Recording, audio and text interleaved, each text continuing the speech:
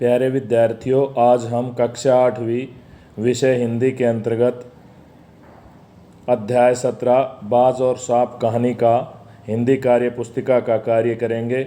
आशा है आपको ये वीडियो पसंद आएगा। प्यारे विद्यार्थियों, मेरे चैनल नवजल एजुकेशन शिलारपुर को सब्सक्राइब करें, वीडियो को लाइक करें, शेयर करें तथा कमेंट करें। अब सबसे पहले देखिए अध्याय 17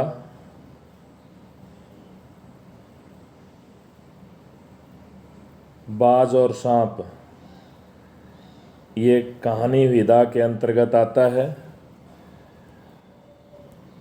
अब यहाँ प्रश्न आता है, कहानी से क्या अभिप्राय है या कहानी क्या होती है। कहानी वह विधा है जो लेखक के किसी उद्देश्य से, किसी एक मनोभाव, जैसे उसके चरित्र, उसकी शैली, उसकी कथा विन्यास, सब कुछ उसी एक भाव को पुष्ट करते हैं, उसको कहानी कहते हैं। अब ये जो बाज और सांप कहानी है, इसके लेखक का नाम निर्मल वर्मा है।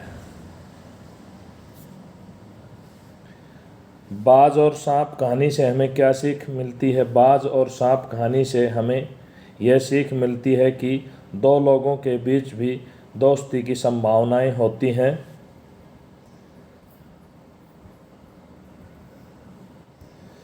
अब फिर प्रश्न आता है, बाज और सांप कहानी का उद्देश्य क्या है?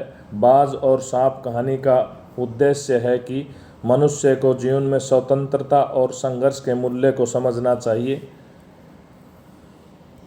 बाज और सांप कहानी में बाज किसका प्रतीक है? बाज अच्छाई का प्रतीक है। सांप किसका प्रतीक है? सांप बुराई का प्रतीक है। बाज और सांप कहानी में किस भाव को दर्शाया गया है? बाज और सांप कहानी में या पाठ में साहस, वीरता, स्वतंत्रता के भाव को दर्शाया गया है।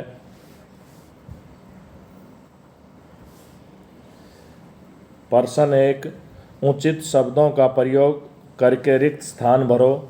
ये कुछ शब्द दिए गए हैं, इन शब्दों से हमें इन रिक्त स्थानों को भरना है। सबसे पहले देखिए, शरीर मिट्टी का है, मिट्टी में मिल जाएगा, तो यहाँ पहले वाले रिक्त स्थान में शरीर आ जाएगा शब्द, रिक्त स्थान के रूप में हमें इसमें भर देंगे। दूसरे वाला जो वाक्य है, उसने जीवन भर रेंगना ही सीखा, तो यहाँ दूसरा जो वाक्य है उसमें रेंगना शब्द हम भर देंगे रिक्त स्थान में। तीसरा जो वाक्य है उसमें देखिए, हर खतरे का बहादुरी से सामना करो। तीसरे वाक्य में हमने रिक्त स्थान के रूप में बहादुरी शब्द को भर दिया। चौथा जो वाक्य है उसमें हमने लहरें मधुर स्वर में गा रही थी, तो चौथे वाक्य में लहरें शब्द को हमने रिक्त स्थान के रूप में भर दिया। पांचवा जो वाक्य है उसमें हमने तुमने अपना जीवन बलिदान कर दिया, तो हमने पांचवें वाक्य में जीवन शब्द रिक्त स्थान के रूप में भर दिया। प्रश्न 2, निम्नलिखित शब्दों से समानार्थक शब्दों के जोड़े बनाओ। व्याकुल का अर्थ बेचैन होता है, खून का अर्थ रक्त होता है, प्रकाश का अर्थ उजाला होता है, आज़ादी का अर्थ स्वतंत्रता होता है। प्रश्न 3, अपनी गुफा में बैठा सांप क्या क्या देखता रहता था? चित्र के द्वारा बताना है। यहाँ हमें सांप का चित्र बनाना है। आपको गुफा में बैठा हुआ क्या क्या देखता रहता था? अपनी गुफा में बैठा हुआ सांप सब कुछ देखता रहता था। लहरों का गर्जन, आकाश में छिपती हुई पहाड़ियाँ, टेढ़ी मेढ़ी बल खाती हुई नदी की गुस्से से भरी आवाज़ें, ये सभी चीज़ें सांप देखता रहता था। प्रश्न 4, सांप किस रहस्य का पता लगाना चाहता था? सांप आकाश के रहस्य का पता लगाना चाहता था। तब उसने एक बार आकाश में उड़ने का निश्चय किया उसने आकाश की शून्यता में अपना शरीर छोड़ दिया। वह नीचे गिरा और नीचे गिरने पर संयोग से वो बच गया, उसको कुछ नहीं हुआ। प्रश्न 5, बाज को सांप की गुफा में क्या दिखा? गुफा में पानी टपक रहा था। एक भयानक दुर्गंध फैली हुई थी, मानो कोई चीज़ वर्षों से पड़ी पड़ी सड़ गई हो। यहाँ देखिए, पड़ी पड़ी शब्द है, ये पुनरुक्त शब्द है। पुनरुक्त शब्द क्या होता है? जहाँ एक ही शब्द की दोबारा आवृत्ति हो जाती है उसे पुनरुक्त शब्द कहते हैं। प्रश्न नंबर 6, तुम्हारा नाम बड़े गर्व और श्रद्धा से लिया जाएगा। यह पंक्ति किसके लिए और क्यों कही गई है? यह पंक्ति बाज के लिए कही गई है। उसने अपने प्राण गंवा दिए परंतु जिंदगी के खतरे का सामना करने से पीछे नहीं हटा, इसलिए बाज का नाम गर्व और श्रद्धा के साथ लिया जाएगा। प्रश्न 7, आँखों से ओझल होना मुहावरे का अर्थ बताते हुए वाक्यों में प्रयोग करो। पाठ में से ऐसा ही एक और मुहावरा ढूंढ कर लिखो। आँखों से ओझल होना मुहावरे का अर्थ होता है गायब होना। तारा धीरे धीरे आँखों से ओझल हो रहा था। प्राणों की बाजी लगाना, बहुत साहस करना या बहुत साहस दिखाना। उसने या सैनिक ने युद्ध भूमि में बहुत साहस दिखाया।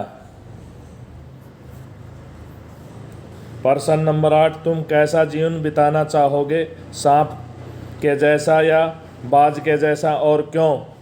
हम बाज जैसा जीवन बिताना चाहेंगे जिसमें कुछ खास हो। हमें ज़िंदगी में ऊंचाइयों पर जाना चाहिए, जीवन को अच्छे तरीके से भोगना चाहिए ताकि बाद में सुख सुविधाओं को ना भोगने का मलाल न हो।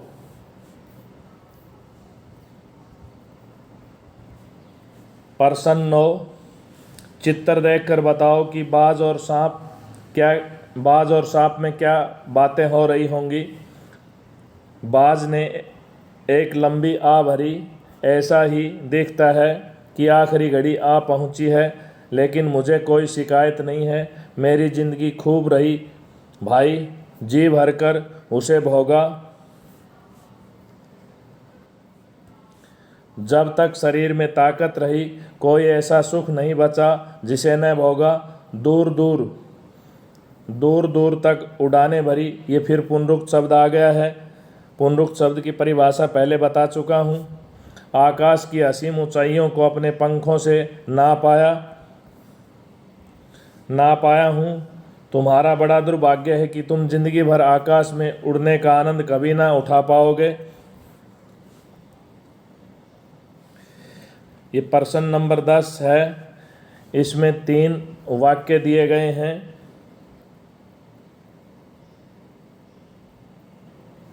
समुद्र के किनारे पर्वत की अंधेरी गुफा में सांप रहता था।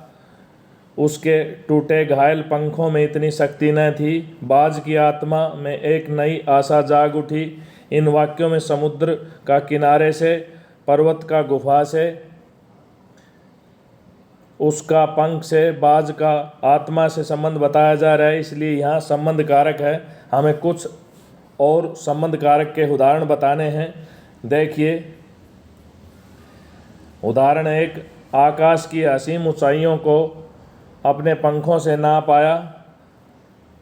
उदाहरण 2, पर्वत की घाटियों में एक नदी बहती है। उदाहरण 3, बाज जीवन की अंतिम सांसें गिन रहा था।